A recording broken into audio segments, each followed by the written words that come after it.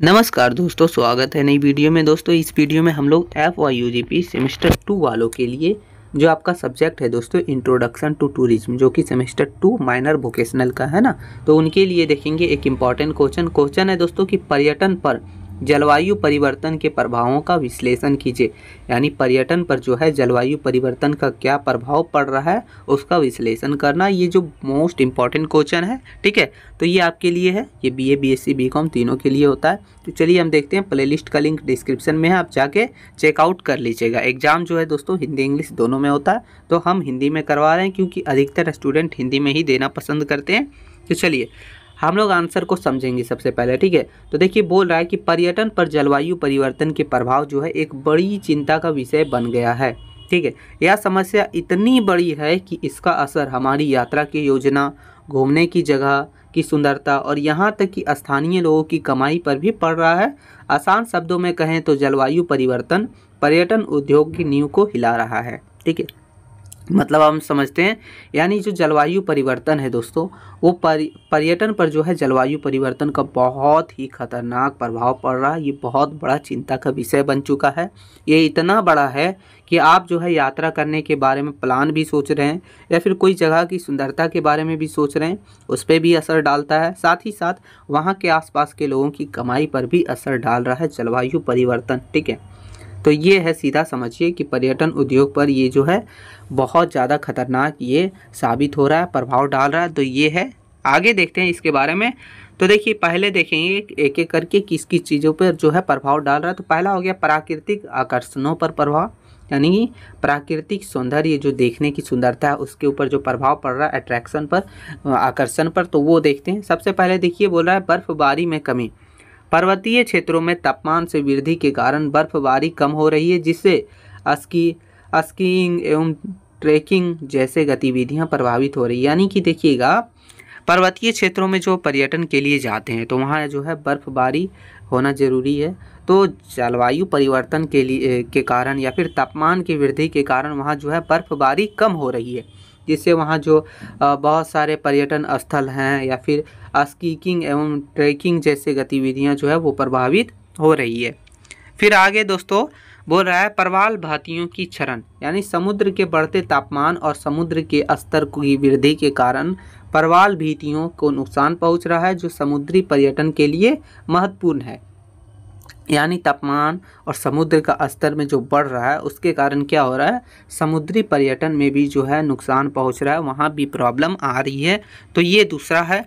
तीसरा है समुद्र तटों के क्षरण, समुद्र तटों का क्षरण, यानी कि समुद्र के बढ़ते स्तर के कारण तटीय क्षेत्रों में समुद्र तटों के क्षरण हो रहा है, जिससे समुद्र तटों को नुकसान पहुंच रहा है। यानी जैसे एग्जाम्पल के टाइप में गोवा ले लीजिए। ठीक है, वो समुद्री तट पर वो पाया जाता है। ठीक है, उसको बोलते हैं तटीय पर्यटन स्थल बोल सकते हैं। ठीक है, तो उन सभी जगह पर जो समुद्र तटों के कारण जो क्षरण होला, उसके कारण वहाँ भी नुकसान पहुँच रहा है, वहाँ भी प्रभाव पड़ रहा है, बहुत ही खतरनाक प्रभाव पड़ रहा है। ठीक है, आगे है ग्लेशियरों का पिघलना। ग्लेशियर के पिघलने से भूस्खलन का खतरा बढ़ जाता है, जिससे पर्यटन के लिए इन क्षेत्रों की सुरक्षा और पहुँच प्रभावित होती है। यानी आप मान लीजिए हिमालय जैसे जगह या फिर कोई बड़े जगह पर जाते हैं, ठीक है, घूमने के लिए, पर्यटन के लिए। अब वहाँ ग्लेशियर का पिघलने से क्या होता है, जो है भूकंप, जो है भूस्खलन का खतरा बढ़ जाता है। ठीक है, वो मतलब होने का चांसेस रहता है, जिससे क्या होता है, पर्यटन में बहुत ज़्यादा प्रभावित होती है, वहाँ की सुरक्षा असुरक्षा बढ़ जाती है, सुरक्षा में कमी आ जाती है, बहुत सारा चीज़ प्रभावित होता है। तो ये सब नुकसान हो रहा है। ठीक है, जलवायु परिवर्तन के कारण। तो ये पहला था। अब दूसरा हम लोग का कि मौसम और मौसमी पर्यटन में बदलाव, ये कैसे हो रहा है। देखिए मौसम और मौसमी का जो पर्यटन है, यानी बरसात अनटाइमली हो जाना या फिर धूप, ऐसे मतलब पर्यटन वगैरह जो है वो भी इससे जो है बहुत ज़्यादा प्रभावित होती है। तो देखिए पहला हो गया कि चरम मौसमी घटनाओं में वृद्धि, यानी हीट वेव और अन्य चरम मौसमी घटनाओं की आवृत्ति और तीव्रता में वृद्धि हुई। इससे कुछ क्षेत्रों को पर्यटकों के लिए प्रतिकूल बना दिया और स्वास्थ्य जोखिम बढ़ा दिया। क्या होता है, मौसम घटना में वृद्धि होती है, जैसे कि मान लीजिए अचानक से बहुत ज़्यादा जो है गर्मी आ गया। ठीक है, वैसा घटना हो गया। तो ये सब कारणों से पर्यटकों के लिए बहुत ज़्यादा प्रॉब्लम खड़ा कर दी और स्वास्थ्य जोखिम भी बढ़ा देता है। तो ये होता है। फिर दूसरा हो गया असामान्य वर्षा पैटर्न, यानी कि अनलिमिटेड या फिर बिना टाइम का जो है बरसात वगैरह। देखिए लिखा है कि वर्षा के पैटर्न में बदलाव से कुछ क्षेत्रों में पर्यटन प्रभावित हुआ है। उदाहरण के लिए अगर माना जाए तो असामान्य वर्षा पर्यटन के समय को प्रभावित करती है और पर्यटकों के लिए अपनी यात्रा की योजना बनाना अधिक कठिन बना देती है। अब मान लीजिए आप कहीं घूमने जा रहे हैं, ठीक है।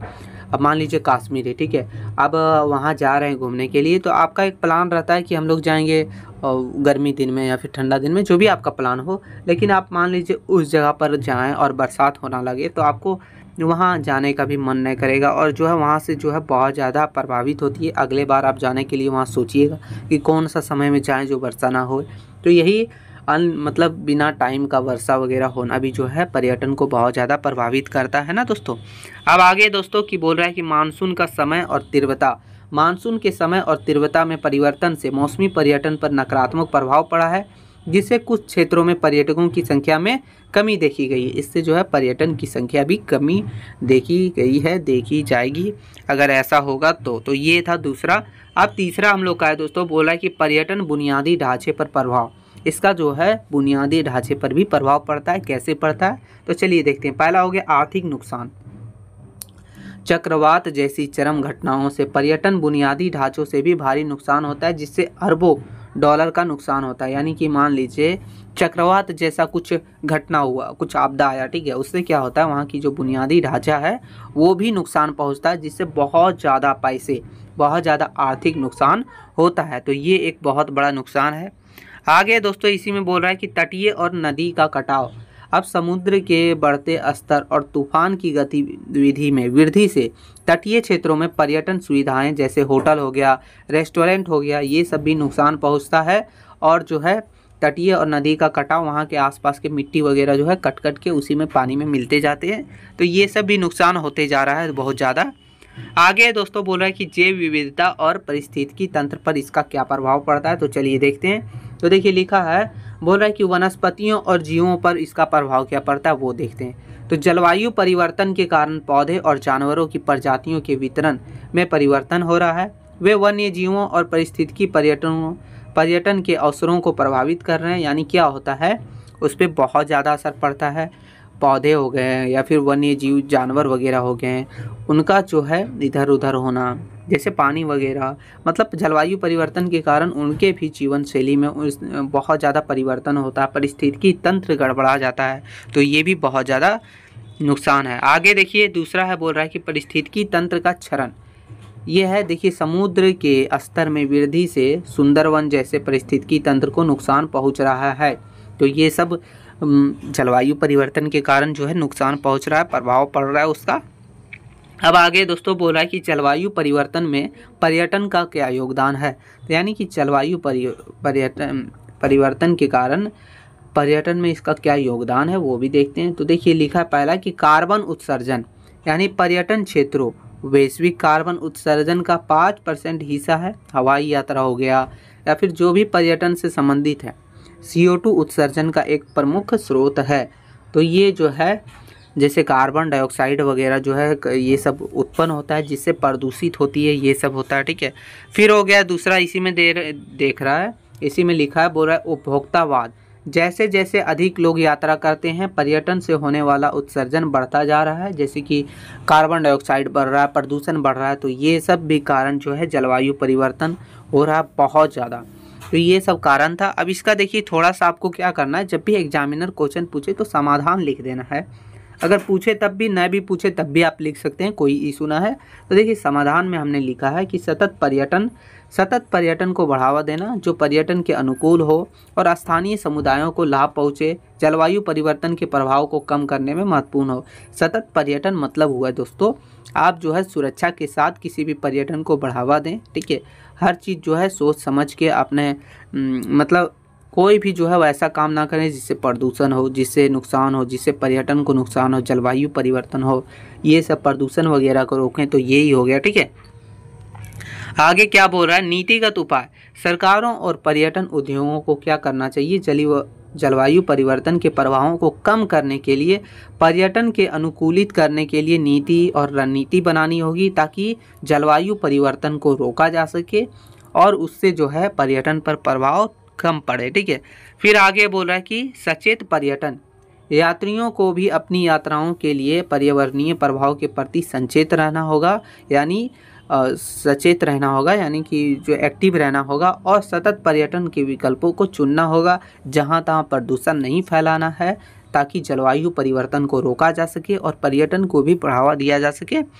ठीक है, तो ये सब था दोस्तों। अब निष्कर्ष हम लोग देख लेते हैं। थोड़ा सा निष्कर्ष हमने लिखा, बोल रहा है कि जलवायु परिवर्तन पर्यटन उद्योग के लिए एक सीधा और बड़ा खतरा है, क्योंकि यह मुख्य रूप से आकर्षण जैसे कि समुद्र तट हो गया या फिर बर्फीला जगह हो गया, इन सभी को नष्ट कर रहा है और यात्रा के पैटर्न को बाधित कर रहा है। पर्यटन को बचाए रखने के लिए क्या करना होगा? अस्थायी नीतियों को अपनाना होगा। जलवायु प्रतिरोधी बुनियादी ढांचे का निर्माण अत्यंत आवश्यक है, ताकि जो है जलवायु परिवर्तन को रोका जाए और जलवायु परिवर्तन को रोक के पर्यटन को बढ़ावा दिया जा सके। तो ये था पूरी वीडियो दोस्तों, जिसमें हमने देखा कि पर्यटन स्थल पर जलवायु परिवर्तन के प्रभावों का विश्लेषण कीजिए या फिर वर्णन कीजिए, क्या प्रभाव पड़ रहा है वो लिखिए। तो वीडियो थोड़ा भी हेल्पफुल लगा तो एक छोटा सा लाइक कर दीजिएगा। ठीक है, नीचे डिस्क्रिप्शन में आपको टेलीग्राम चैनल का लिंक भी मिल जाएगा, आप जाके वहां से विजिट कर लीजिएगा। साथ ही साथ प्लेलिस्ट पे जाके एक बार पूरे वीडियो को चेकआउट कर लीजिएगा। मिलते हैं नई वीडियो में, तब तक के लिए जय हिंद मित्रों।